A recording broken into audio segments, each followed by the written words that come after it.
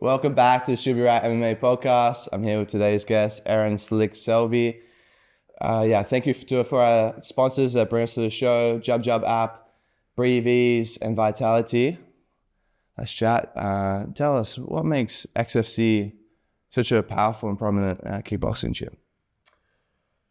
Honestly, we have, the mastermind behind all of our madness, Coach Dion. He's my head coach, and it all stems from him and the effort and work that he puts into us boys. Honestly, it all starts from him. He's really ingrained hard work and discipline into all of us fighters. It starts from him, but then also the community that we have there is, we have there's no ego. There is literally no ego.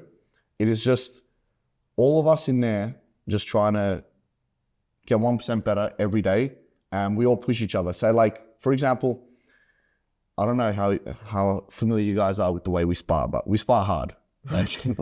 We go hard, but it's ego free. However, it's say for example, I'm sparring Bilal. While we're in the ring, it's kill or be killed, honestly.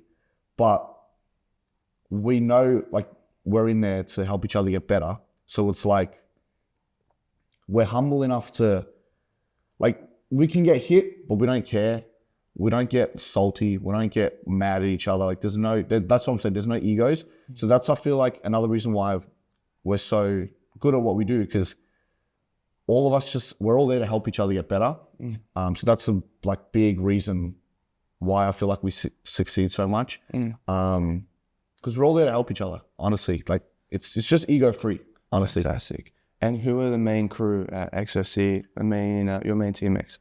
Damn, it's gonna be awkward if I forget anyone.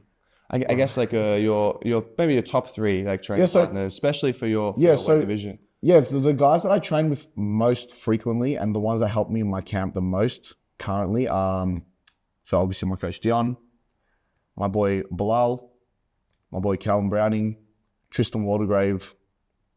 So those are my essentials. But there's plenty of guys that help behind the scenes or with sparring. There's a lot more guys that I spar. Amish, Momo. There's an endless list of guys that help us prepare for our fights. It's insane. I'm so grateful. I'm so lucky to have the whole entire crew, honestly. Fantastic. So I've been using these Breatheeze performance nasal strips and lip tape. So about 8 months ago, I had a surgery and I was really struggling with my snoring. And I've just been using the nasal strips and the lip tape. And that made such a difference. Julian, what is our discount code? SBRMMA 15 to get 15% off your Breatheeze order. Guys, link in bio, check them out. There's a strong feeling of camaraderie in martial arts. I think that's something that's so addictive and we don't have day to day. Why do you think that's so, let's say in kickboxing? Because I think it's a little bit different to jiu-jitsu. We're not grappling each other. You've really got to look after each other. Why do you think people were so close in, say, at XFC, Narrabri? Well, we deliver a lot of CTE to each other, so we got to look after each other a little bit. So, no, I don't know. To be honest, I feel because we work so hard, honestly, we work hard. That just brings us closer. We embrace the grind, but then I respect anyone who puts in the work. So when I see my boys pushing, they see me pushing, it just elevates our own game, and then by the end it just honestly brings us closer. Just because we feed off each other so much, it just feels that just makes our bond even stronger. Domino effect. Yeah. Wow. We had an interesting conversation earlier. Why martial arts? Why martial arts? I feel any martial art in general, it brings out the best in people. For example, there's this preconceived notion that for outsiders, they think that fighters or fight gyms are just, full of egos and just everyone's all aggro and, it's intimidating. But martial arts brings out the best in people, because when you come to these gyms, like if you've never been to one before, you notice that it's really the most humble people that go to these gyms and train. And it's a community. And I feel like another reason why that's the case is that most people in the gyms have been humbled, say you're rolling in jiu-jitsu or you're sparring or you're doing a hard workout, you get humbled. So it's like, what people can do. Like, it's very ego-free, usually, in martial arts gyms. So, yeah. You mentioned I had a similar experience, like you weren't so good at the beginning. What were some of the mistakes you found, like being younger, learning martial arts, and maybe some lessons you would have hoped to have that you understand now? Like if you could go back and tell yourself a couple of things, like 3 things as an 11-year-old, 12-year-old, what would you say?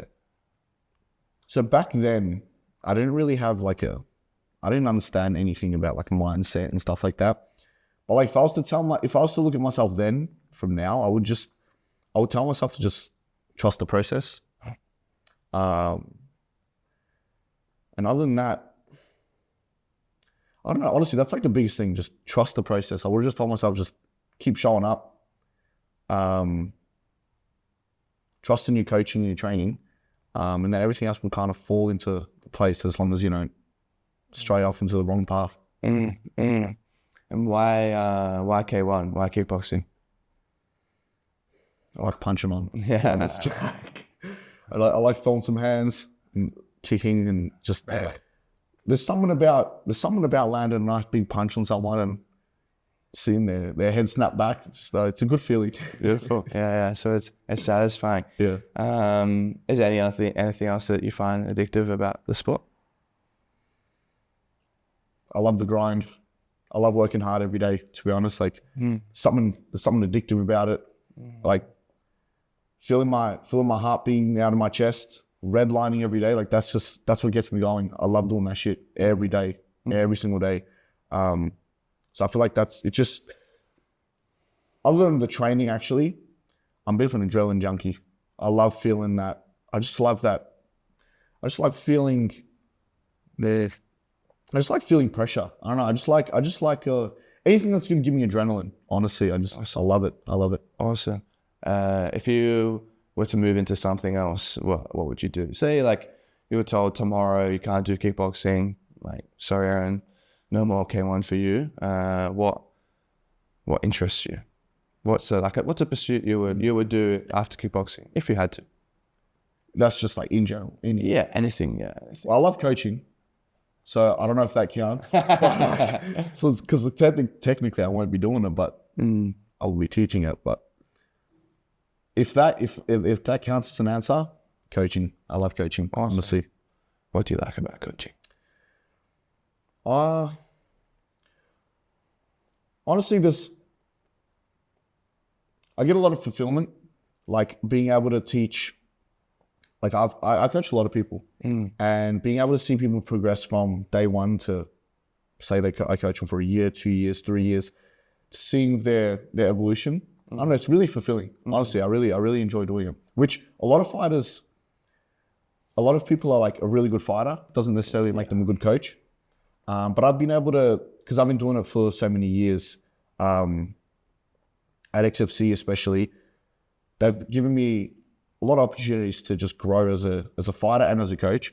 And I've really been able to figure out how to do both really efficiently and effectively. So I really enjoy it. I really enjoy it. Do you think that's one of the facets that makes the community so strong at FCC? That like the fighters are also encouraged to coach? Yeah. Honestly, we've got pretty much a lot of our main squad, including Moe. We've got this 15-year-old. He's a gun. I'm sure he'll be on this podcast one day too. He including him and all the other boys I mentioned earlier. They all help with the coaching as well, and I feel like that really helps. Build that community at XFC as well, because like they take time out of their day and their night to help the rest of the members. So I think it's really awesome. Awesome, dude. Awesome. I watched, spent the morning watching your fights yesterday. I watched all your highlights, and I was actually pretty like shocked and impressed that you're actually a pretty tall lad, and you fight like a scrappy, like short guy. Yeah. In a way. How did you develop that style over time? Because if you guys haven't watched any of Eren's matches, the amazing thing is that one, you're very good at perimeter awareness, like keeping people like on the ring, and two, like pressure, like you're never so entertaining because you never stop punching. How did you develop that style? As like you kind of got a tall, lanky build, you know? Yeah. So at first, when I first started sparring, I was heavy on my kicks. Like I could go a whole 3-minute round just throwing kicks, and then my coach Dion eventually got me to take off the shin pads. For a year straight, I just boxed. Wow. Just boxing, sparring. And that was probably when I was about 17. Oh, yeah. And then I feel like that was what really elevated my game. That was one of the best things I've ever done. So that really taught me how to incorporate like my new style, which was, so back then I used to retreat a lot. And then after I started just using my hands, I started developing that forward pressure style. And I feel like as I got older and matured more as well, I was able to really, as my coach would probably say, once my balls dropped. Shout out. That's what, as I got older and matured more, that's what really made my forward pressure style. And honestly, I've realized as I started doing that as well, I started melting guys. Like people started just falling under my pressure. I used to really start hurting people. So that's what really brought out, my forward pressure style. And also, as you were saying, I am tall. So people don't expect it. So when they come, say I fight someone or I spar someone, they'll come in close and then I'll start piecing them up. And they're like, what the fuck? Let me go stand back then. But then I'm tall. 100%. So then I can still hit them while they're out there. So 100%. it's a lose-lose for them. It's a win-win for me. But yeah, I feel like the boxing, how my coach made me box really brought out my forward pressure style. That's fantastic. Because it's kin to, I almost feel like I'm watching like when 20 years ago when the Westerners started fighting the Thais and like knocking them out, because the Thais in Muay Thai, there's a tradition behind like relaxing the first 2 rounds and then really ramping it up at the end because kicks score more in Muay Thai, right? Then you had people like Raymond Deckers that would go out and knock Thais out. Yeah. That's what I felt like I was watching. It was really exciting. Yeah, well, that actually brings up a really good point for me. So in terms of like my style, as I was saying earlier, my coach, he lives and breathes this, like lives and breathes it. When I say he lives and breathes, like I'm not kidding. I've never met anyone who's more dedicated to his craft than him. Awesome. And he studies all the best in the world. So like the best boxers, best kickboxers, best MMA guys, like whoever's at the top of any martial art, he studies them. And like we're always on top of the game. We're not playing catch up. If there's anything new that comes in, the new techniques, anything, like we're onto it. We're always evolving. Yeah, fantastic. What was your favorite fight you've ever done? Personally? Yeah. Personally, my favorite fight. Honestly, it was probably my last amateur fight. I don't know if you're familiar. Well, you probably are. I fought Cage Fisher. Do you know Cage Fisher, the MMA guy? Yes. He, I fought him, and like they had a massive turnout. We had a massive turnout. Like we saw like 200 and something people came out to watch us fight. Just from like XFC supporters alone. Wow. And that was just insane. The atmosphere was unbelievable. Fantastic. That was my favorite fight. On Vamaa? Yeah, it was on Vamaa. It was my last amateur fight. So it was a good way to finish off my amateur career, because that was an insane turnout. Beautiful. And let's talk more about Dion. I'm really fascinated because he seems to be the mastermind behind XFC. Absolutely. Like, what are some other things that he does well as a coach? And do you think it's important having a great coach? If I didn't have him, I wouldn't be where I am today. Wow. Straight up. You have to have a coach that you trust. I feel like too many fighters out there, I don't know, I feel like they don't have that relationship with their coach where they can really trust them and their abilities. Like I trust him. I trust Dion with anything. I trust him with my life. Honestly, like I know he has my best interests and he'll do whatever it takes to help me succeed and achieve my goals. And I know he's got my back and I've also got his back, like through anything. Awesome, man. Awesome. Is there anything coming up for you fight-wise? Yep. August 16th, I'll be defending my super lightweight title on Power Play. So stay tuned for an announcement. But I will be fighting August 16th again on Power Play. Beautiful, man. Beautiful. Do you have any questions, Tom? Yeah, so I want to dive into a little bit of your boxing training. You mentioned that was like the best thing that you did. What was the mentality shift you went through, or what was your biggest takeaway? And you had a few boxing matches, right? Yeah. I had a few boxing fights. Because I love straight boxing. I do love it. I'd rather keep boxing though, but I do love my straight boxing. But can you repeat your question again? I was trying to understand. So if you, so you're saying that you're very kick heavy. What yes. Did that evolutionary process look like for you from when it was like, okay, the legs taken away? Yeah. How did you switch it up? What was your you read a little bit? Yeah. So to switching it up from kick heavy to the boxing was it was hard at first because naturally what you're used to, you just want to do that, especially because you're more comfortable. So it was hard at first because I just had to force myself to stick to hands, and I had to be uncomfortable. I had to be comfortable being uncomfortable. And that's what really elevated my game, because I realized as well, once I started incorporating the shin pads back in to my training and kicking, my kicks started landing. Like I used to, even though I was very kick heavy, my kicks wouldn't land as clean. They'd get blocked. So I'd do 20 head kicks around, but that's all I was throwing. So people would just block. And then I realized as I started incorporating the hands, people would get so worried about that. And then my kicks started landing. I'm like, this is, we're onto something here. I feel like that describes it best.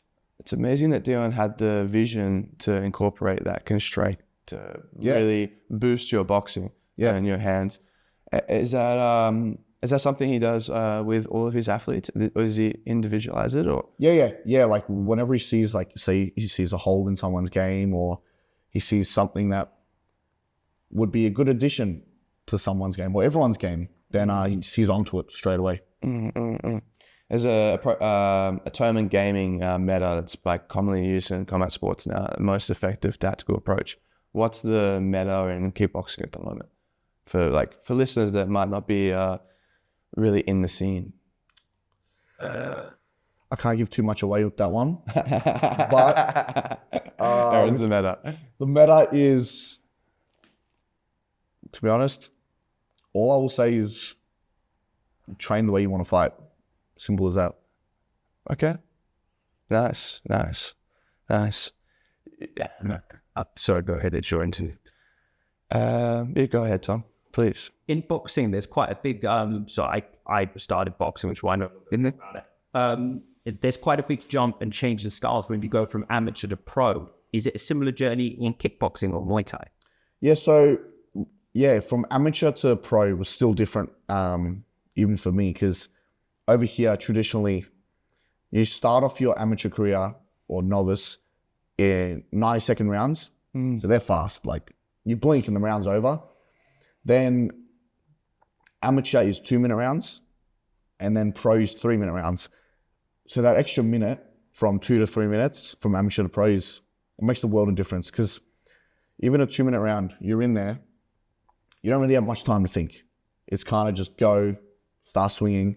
But then the extra minute that gets added from, your amateur career to your pro career gives you more time to think and plan out and set up, traps and different attacks on your opponent. That's a big difference, those two. Did that impact the way you trained then? or like what you were drilling in build-ups to fight with that mentality? Yeah, the way we train pretty much we just change the round durations and stuff. So like sparring is, always sparring if my fight's, 3-minute rounds, however many rounds it is, I'm training and I'm sparring that specific time frame because I'm mimicking my fight. Pads, doing the same thing, 3-minute rounds. And then the intensity is just always intense. That's it. Like I don't, even like when I was doing 2-minute rounds compared to 3-minute rounds, I'm still trying to keep that 2-minute intensity in the 3-minute round fights. You know what I mean? Like that's my goal. I'm just trying to be as intense as I can be. I watched your match with the Thai fighter that it was a draw. Gavin Summit. Yeah, Gavin Summit. Watch that, man. Eren it's 5 rounds, isn't it?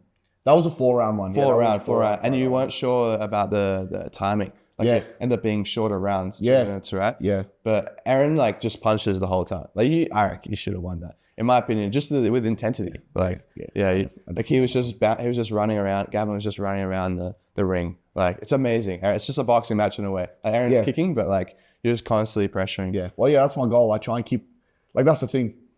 I don't get tired, so I can just keep that pace. That's what I'm saying. Just melt people. Amazing. Do you have any models in the sport? Anyone you watched or maybe like Dion suggested watching in the past? Yeah, well, we study a lot of guys. Some guys from the top of my head that I really enjoy, or like their styles that I really like, is I like Takeru's style, especially a young vintage Takeru, Japanese kickboxer. I really like the way he's very similar to me, just forward pressure, melts people. Regian Ursal, I really like his style because he's got my type of body type. They're 2 guys that I really enjoy like watching as a fan. For watch, I really like enjoy watching them. That's why I like to incorporate their type of stuff in my own game. Because if I enjoy watching it, I'm sure other people would like watching it. So 100%, dude, 100%. And someone I really enjoyed watching as a kid was John Wayne Parr, and that's a style that I think is like loosely emulated too. I think there's definitely differences you guys do, but like from a pressure-based game, like he tries to melt his opponents too. Have you read John Wayne Parr's book? I read it recently. I'll lend it to you if you like. It's really good. I actually read it a few months ago. My dad gave it to me as a present. It's awesome, dude. Yeah, that'd be sick. Yeah, his stories are like, I'd love to read that. Amazing. Like the way kickboxing was in those early days. Yeah, it was very different to how it is now. Opportunities were a lot different too. So we're very lucky. Like combat sports in general is like really, I feel like in the last few years in Melbourne, especially like Australia, but Melbourne, combat sports has been popping off. Like, there is something on every weekend from grappling, striking. It doesn't matter what it is. There's something on. I feel like there's something on every weekend. Because Melbourne, if you guys don't know, it was in terms of rules like quite conservative in the beginning. And now like it almost suppressed. The scene was kind of suppressed because of the rules. Like cage fighting came later, and now it's exploded in popularity because of the release of the constraints. Yeah. It's amazing. Can we dive into that? Like, so for our audience, they probably know that if it's jiu-jitsu, you end up wanting to try and get to like ADCC, CJ. What that journey, like if a young kid's watching this, what does that journey look like for them in terms of starting training to like top level as an Australian athlete? What's the goal? Yeah, so for a young kid, honestly, you just got to start off. It's hard when you're young too, because you just want to get into like the fun stuff, but you just got to be humble enough and disciplined enough and mature enough to just take it slow and master your basics, because too many people just want to jump in, second session in, they just want to spar, they want to be a champ, but unfortunately, it's not how it works. You just got to trust in your process. That's like I was saying earlier, you need a coach that you trust and build your foundations right. Then eventually, after not months of hard work, years of hard work, start fighting, build up your reputation, build up your name, build up your experience, Because experience, like, you can perform under the lights. I mean, like the lights of the gym, in front of no one. But then you need that experience in front of an audience, okay, to elevate you to the next level. Because there's plenty of guys out there that are killers in the gym. Then you take them out in front of the lights and they crumble under pressure. So yeah, building up your experience as an amateur, it's vital in your journey. No point to, like, don't rush going pro. Too many people just want to go pro, I feel like, just to be labeled as a pro athlete or a pro fighter, you know. But what's the point of being a pro fighter if you shit? You know, straight up, 100%. You know what I mean? 100%. And then once you eventually do go pro, if that's what you want to do, then it's all about experience again. Get the experience while you're young in your pro career, wipe out your state, wipe out your country, and then wipe out the world. Let's go. What's the goal for you? K1 world champion? Is that the top peak of the mountain for kickboxing now? Yeah, K1. I would love that K1 belt. That would be nice. That would be a nice addition. Beautiful. My many belts. Where is it fought now? Is it everywhere? Is K1 still in? Yeah, they're in Japan. Japan now? Yeah, which I've been in Japan once, so I wouldn't mind going again for a nice little business trip. Awesome, dude. Cool. Any other closing questions, Tom? Or anything else you'd like to discuss? Anything, promotions upcoming? Other than my fight, I don't really have anything else much to say about my fight other than August 16th. So tune in to the Slick Selvi show. You don't want to miss it. Let's go. Where can we find your socials? On Instagram, my handle is Slick Selvi. So SLICKSELVI. That's where I mainly post most of my stuff. So find me there. Beautiful. Shout out XFC Nari Warren. Yeah, shout out to my boys. Shout out to XFC. Love you all. Shout out to JubJub App, Breatheeze, VitaliTEA, Epic Tea I've been enjoying recently. See you next time.